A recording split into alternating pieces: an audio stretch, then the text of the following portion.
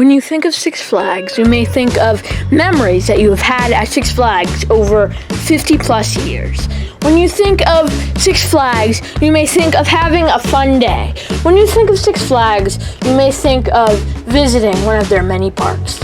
This is the legacy of Six Flags.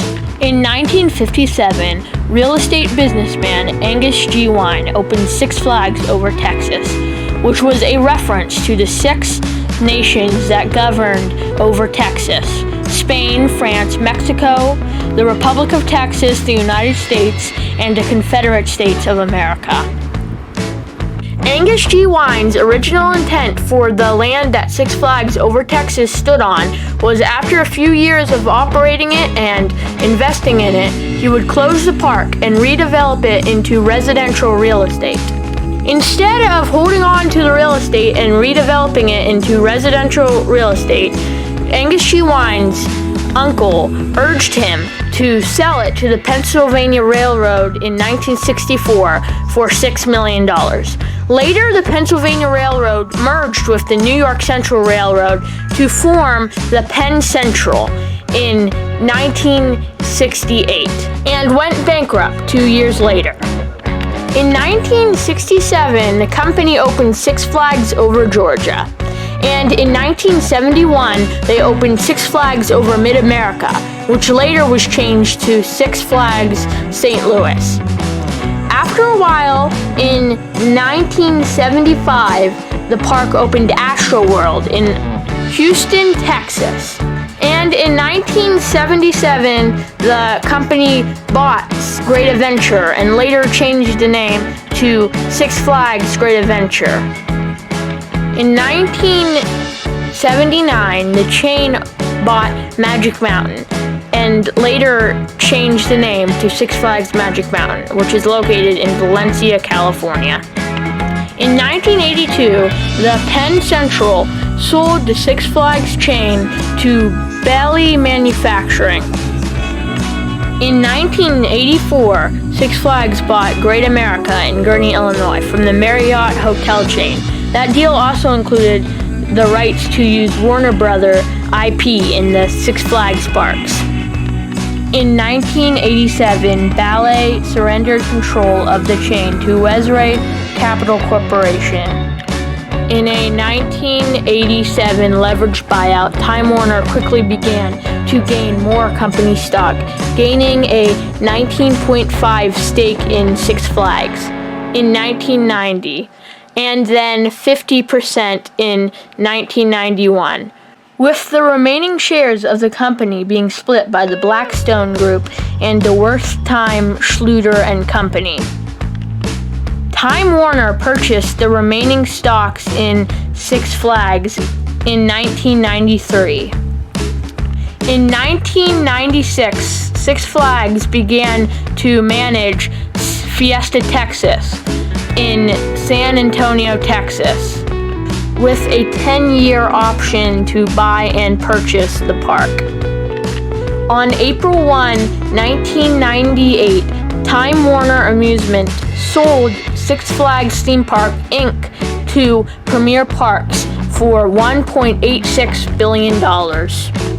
Premier Parks had originally operated as the Tierco Group, Inc., an Oklahoma-based real estate company.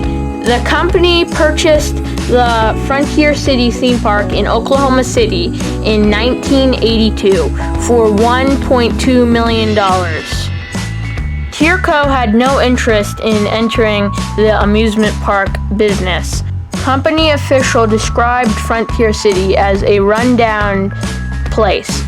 They plan to demolish it, subdivide the land, and build a shopping center.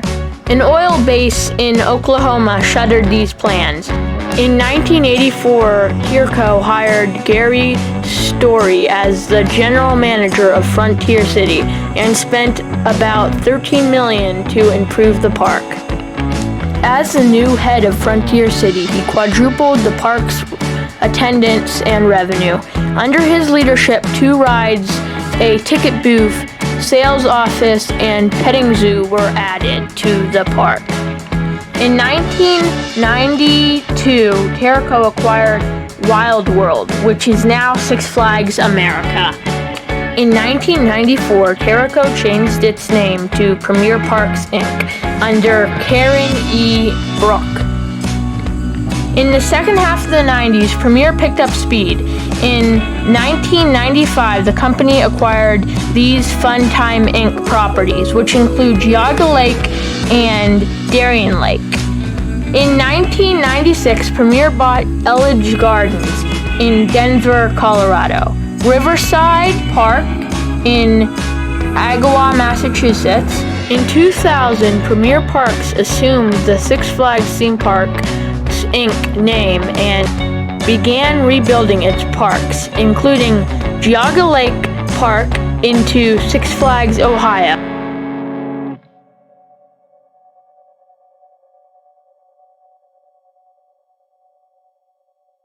Wallaby Flavo as Six Flags Holland, and Mexico Reno Adventure as Six Flags Mexico.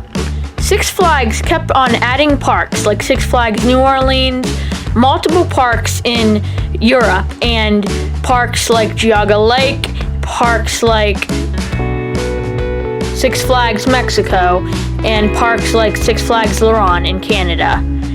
Overall, Six Flags' legacy is to keep on adding more and more parks, keep on growing, and keep on adding new coaster additions. In 2010, Six Flags had plans for a park in Dubai. This failed, and then in 2019, they announced that they would be re-entering the project. And they announced many of the different coasters that would go in this park, including Falcon's Flight, which would be the world's tallest roller coaster.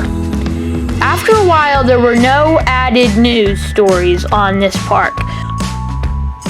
So a lot of fans of Six Flags and coaster enthusiasts were not sure if this park would ever be built. But there still was construction being done on the site from at least 2022. And then in 2023 at IAAPA Expo in Florida, they unveiled the trains for Falcon's Flight, and they officially announced that they would be building it.